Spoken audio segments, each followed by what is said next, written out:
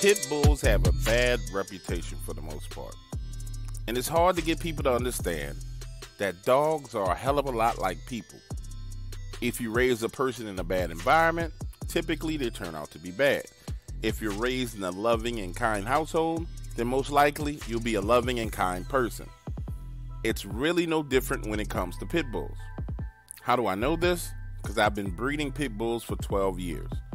And yes, some of them are naturally aggressive, and in a few exceptional cases, no matter how much love and care you give them, the dogs are just fucking crazy.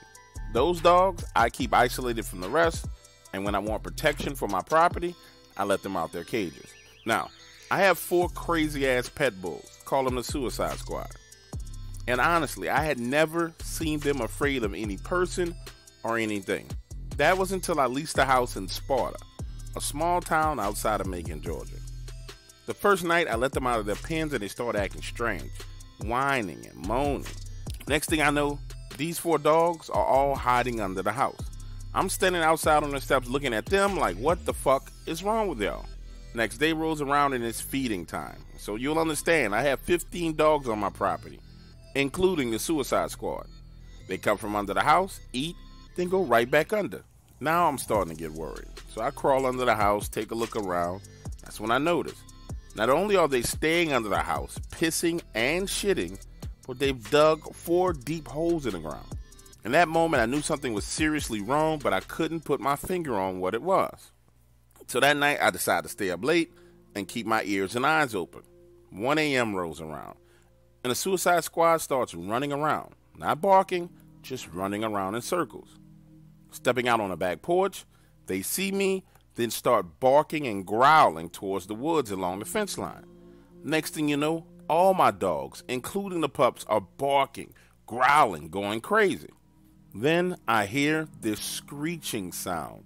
It sounded somewhat human, but the pitch was completely off. That screaming was followed by a growl. It was so loud that it scared the shit out of me. I run inside, get the shotgun, come back outside on the porch, and every dog is crying and whining. The Suicide Squad runs back under the house, and I'm standing there with the shotgun in my hand thinking, okay, there's something really fucked up about this property. Standing there, I could hear something pacing back and forth in the woods, just beyond the tree line. And when I went and got a light and shined it in that direction, this yellow eye shine could be seen. Now understand, the property had a 9-foot tall wooden fence. This was the main reason why I rented it. The eye shine was above the height of the fence. Talk about being freaked the fuck out. No sleep at all for me that night. The next morning, when the sun rose, I took 2 of the Suicide Squad and went into the woods. We walk about 20 to 25 yards into the woods. These 2 bastards turn around and go back home.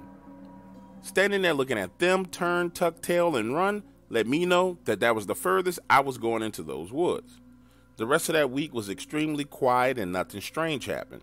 But Saturday night rolls around. My brother picks me up to go out for drinks, and we get back to my house at about 12:30 a.m.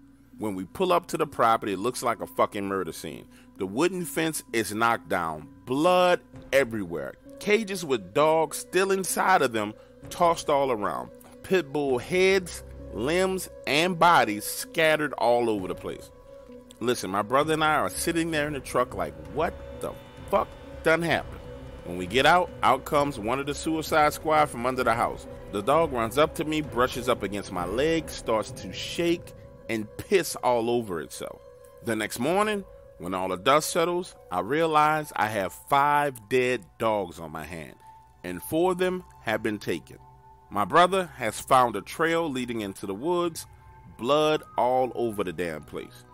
We get my shotgun and the 2 of us go into the woods. About 200 yards in, we find one of my dogs torn to shreds, legs gnawed on, rib cage ripped open, intestines all over the place. My brother turns to me and says, listen man, you need to move the fuck out of this house today. Let's go get your shit. You can bring the dogs around my house. I'll talk to my wife. Don't even worry about it. Now picture this. We're there trying to get all my stuff out of the house when the landlord pulls up.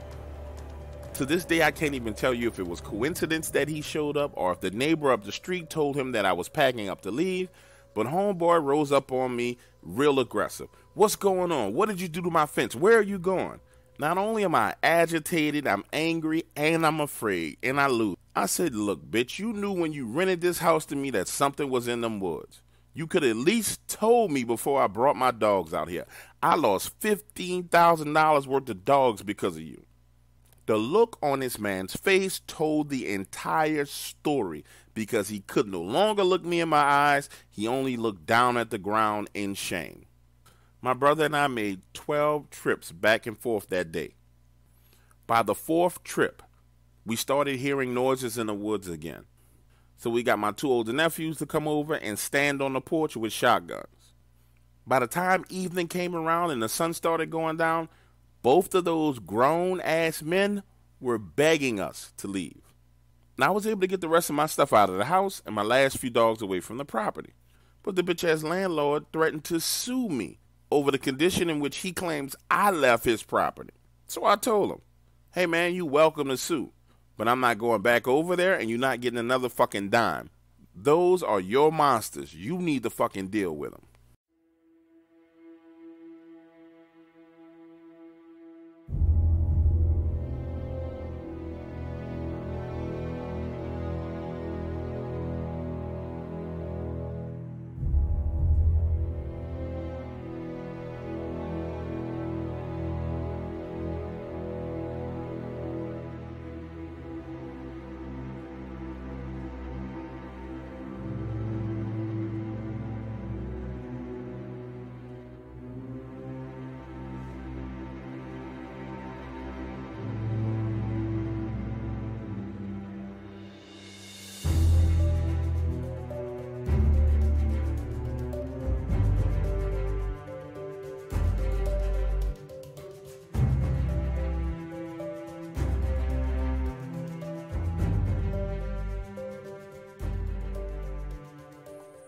So the concept of large, unknown creatures lurking in the woods has always fascinated me. Even as a kid, when all my friends were playing outside, I was reading National Geographic magazine. So once I retired and had all the time in the world to myself, my fascination turned into sort of an obsession. Working as a petroleum engineer left me flush with cash, so I started out searching for these creatures. The search took me all throughout the United States. And I'll tell you, my first 4 trips were epic fails. I got nothing more than mosquito and ant bites. The next 3 trips were disasters of epic proportions. During one of these excursions, I found myself hauling ass from a tornado in Oklahoma. But it wasn't until I went down to Texas and Louisiana that I started to get some traction. And by traction, I don't mean much.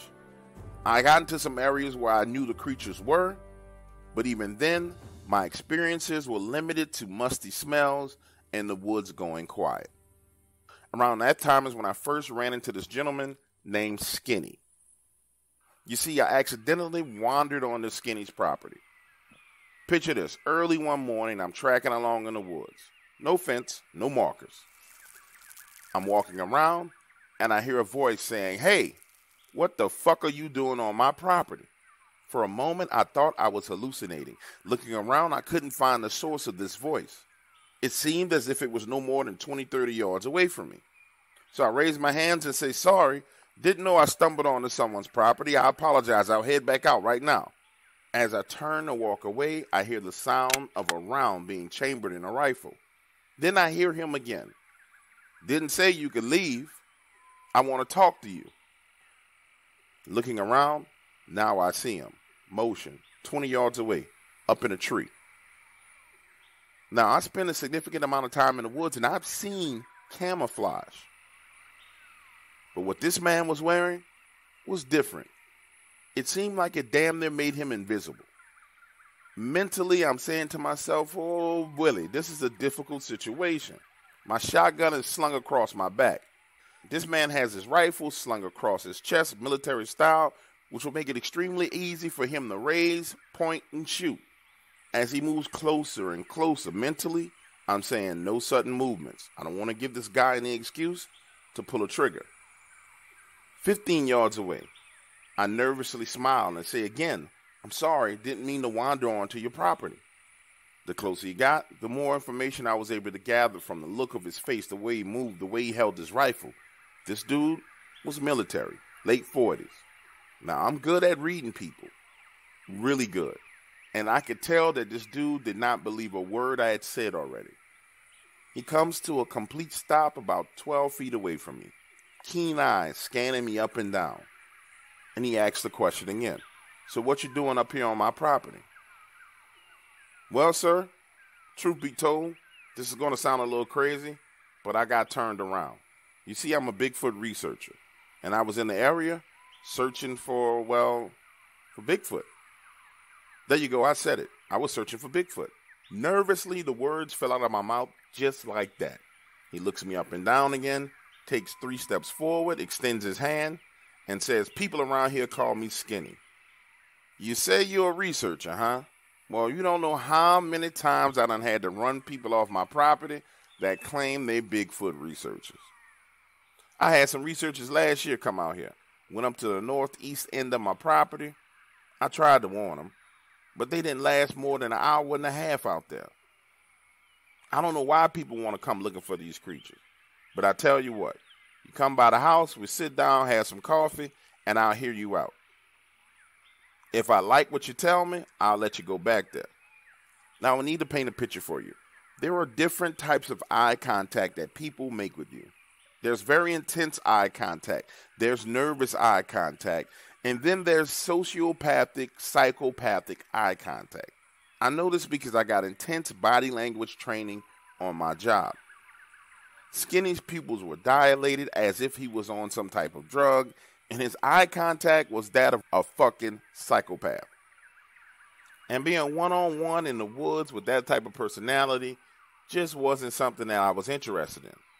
So the first thought that came to my mind was, whatever you do, don't insult this man. I tell him, Skinny, I appreciate the offer, and I promise you I will take you up on it. And from there, my heart raced as I made my next decision. Do I slowly back away from him, or do I turn my back and walk out of the woods the way I came? Not wanting to insult him in any way, shape, or form, I took a deep breath, turned my back, and walked out of the woods the way I came in. 30 minutes later, I find myself back in my vehicle, sitting behind the wheel, realizing that I have no clue where Skinny lived. My encounter with him ended my trip to Texas and left me completely shook up. The next part of my Bigfoot journey led me to joining a Bigfoot research organization. I figured at least these guys would have accurate information as to the location of these creatures. Now pause. I know you're probably thinking to yourself, oh my God, this is long and drawn out. When is he going to get to the good part? I promise you, it's going to get good. I just need you to understand everything that happened. Now, I learned a lot being a part of the Bigfoot research organizations. And by a lot, I mean I learned the things that really work in order to attract Bigfoot. They absolutely love red apples. Believe it or not, one of the other things I learned is that Bigfoot likes to be entertained. Now, I know this is going to sound crazy, but if you find their territory and place a tablet in the woods with auxiliary power and just let it play videos, I learned that they will stand there for hours right behind a tree looking at the screen. So I decided to join an expedition into the woods with 2 other researchers here in Tennessee.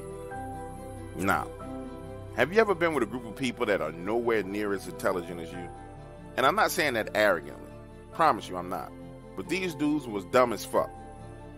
Now picture this. We're dragging this gigantic burlap sack full of apples through the woods, a car battery, and an LG tablet. One more time, let me say that to you again. We are dragging a burlap sack full of apples, a car battery, and an LG tablet through the woods. No video equipment outside of this small handheld camera, and it had no night vision.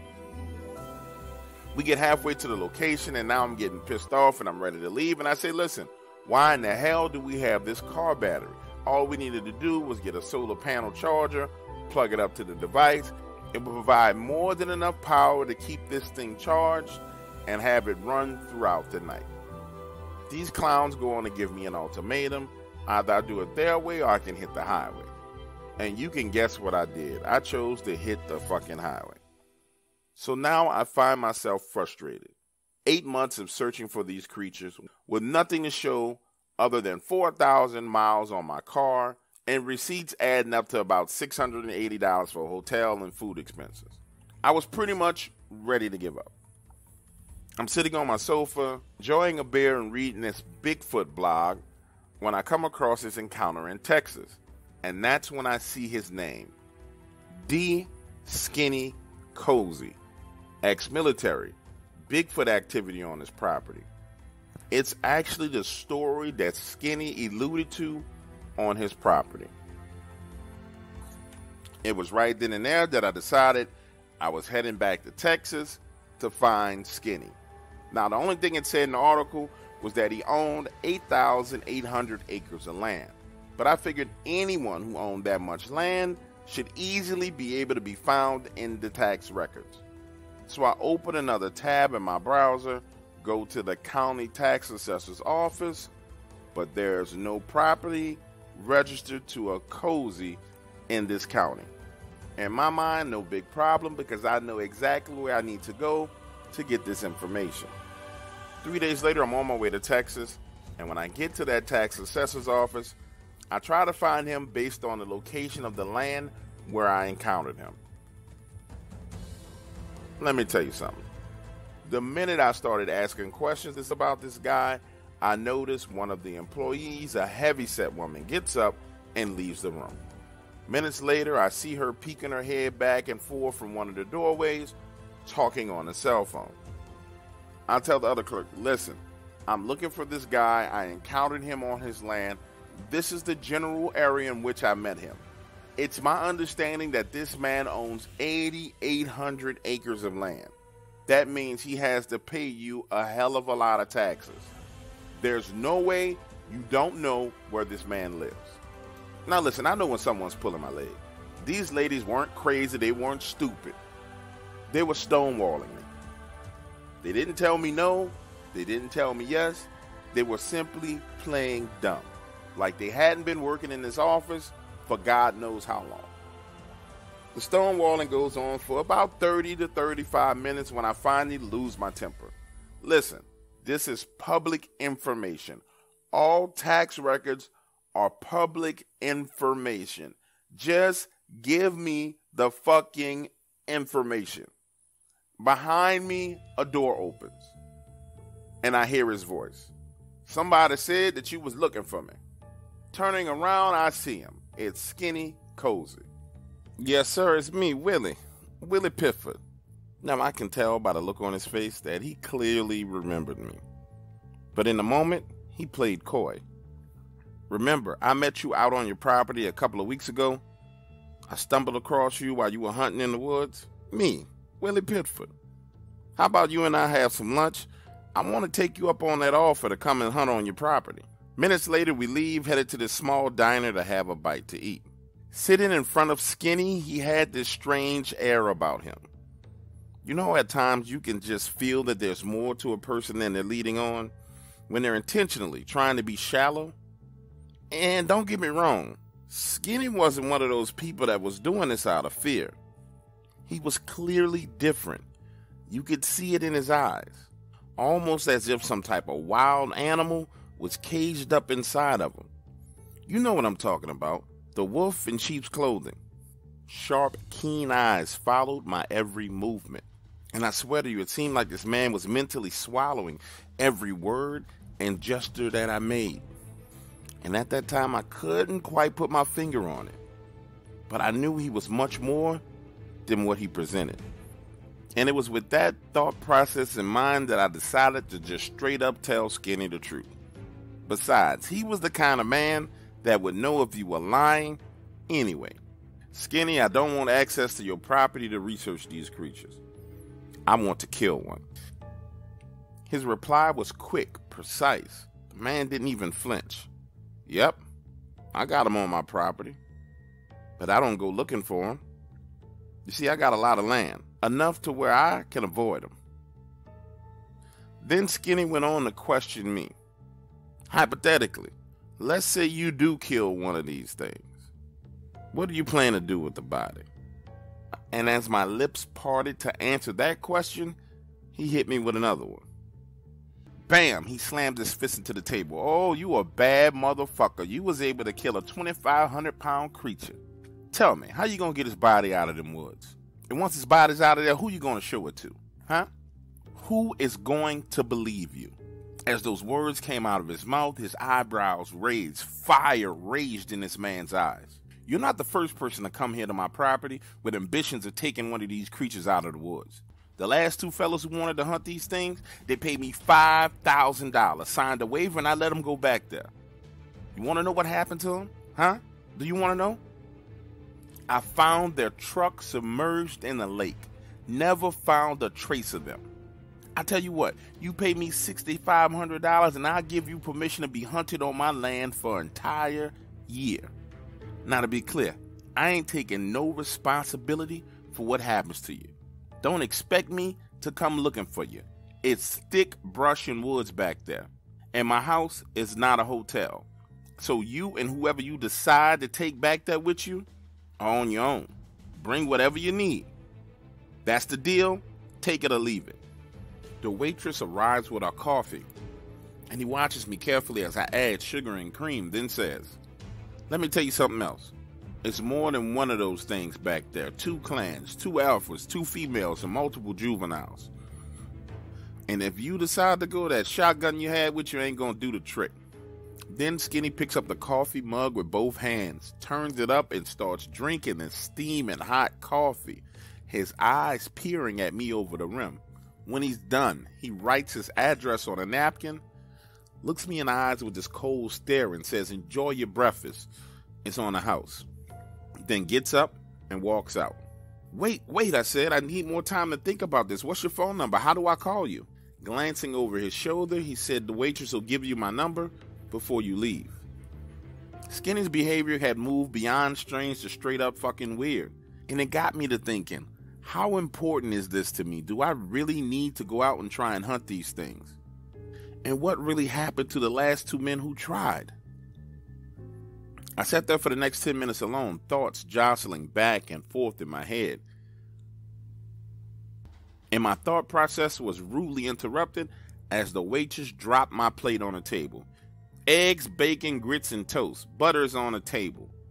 This woman was short with me, damn near rude, as if I had done something to offend her.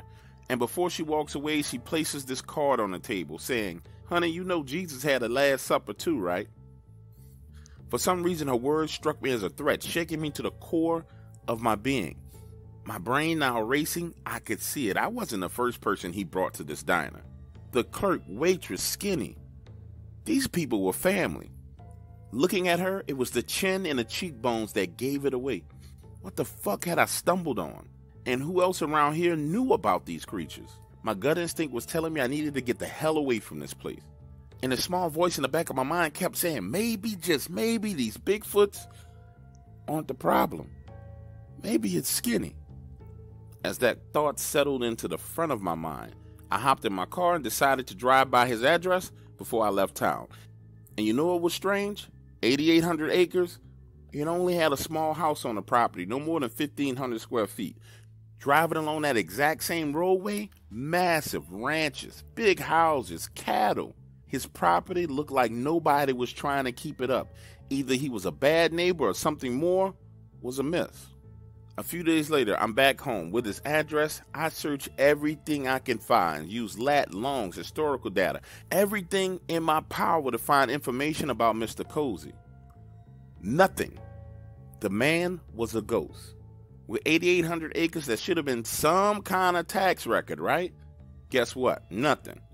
So I go back to the Bigfoot blogs, this time with the help of my friend Jason and his wife Monica, both software engineers. We scoured the internet trying to verify the email addresses associated with the researchers who claimed to have had an encounter on that same land. They didn't freaking exist. Then Monica decides to contact one of her friends in California who has access to a federal land records database. Holy shit. That's when we find out that the property is owned by the Bureau of Land Management. She told Monica the reason why we couldn't find any records on it is because it's a black site, which is off the books. Then this woman gives us one of the most frightening and stern warnings I've ever heard. Whatever the fuck y'all doing, whoever the fuck you're talking to, stop talking to them right now. And as she's on the speakerphone giving us warning, my cell phone rings and it's Skinny on the phone. I had not given this man my phone number. He says, have you decided if you wanted to come and hunt on my property? My phone is now on speaker. Monica is still on the phone with her friend. Jason and I are looking at each other like, what the fuck? And he's mouthing to me, is that him? No, sir, I haven't decided. I'm considering it. I just wanted to do a little bit more research and take a closer look at the terrain. By the way, I don't remember giving you my phone number, Skinny. How did you get it? His reply came across just as cold and cryptic as he did in person. Oh, I looked you up. Have a good evening. And then he hangs up the phone. Monica takes my phone and places it under the sofa cushion, gets off the phone with a friend and says, what the fuck just happened? Completely stunned. All of us are sitting there in disbelief. There's no way that this was a coincidence. Not possible. No way in hell it could have been. From there, it only gets worse. Jason decides to go onto the deep web. And holy crap. We found story after story about people being baited on a private land, paying to hunt big game, and then they were the ones being hunted. We even found a story from one man who survived being hunted. He said the entire town was in on it. Now, I don't have to tell you that I didn't go back to that town, nor did I go back to that area of Texas. As for hunting Bigfoot, I'm completely over that shit, because there was absolutely nothing that could have prepared me for what I discovered. Nowadays, I'm a proud consumer of content. No research, no hunting, no field work, no nothing. Now, call me Mr. Tinfoil Hat if you want to, but how can so many people be seeing these creatures and there not be one piece of real evidence that can be shared? Now, I'm not saying I have the answer to it, but I just think that people should consider that there's a hell of a lot more going on than we know about.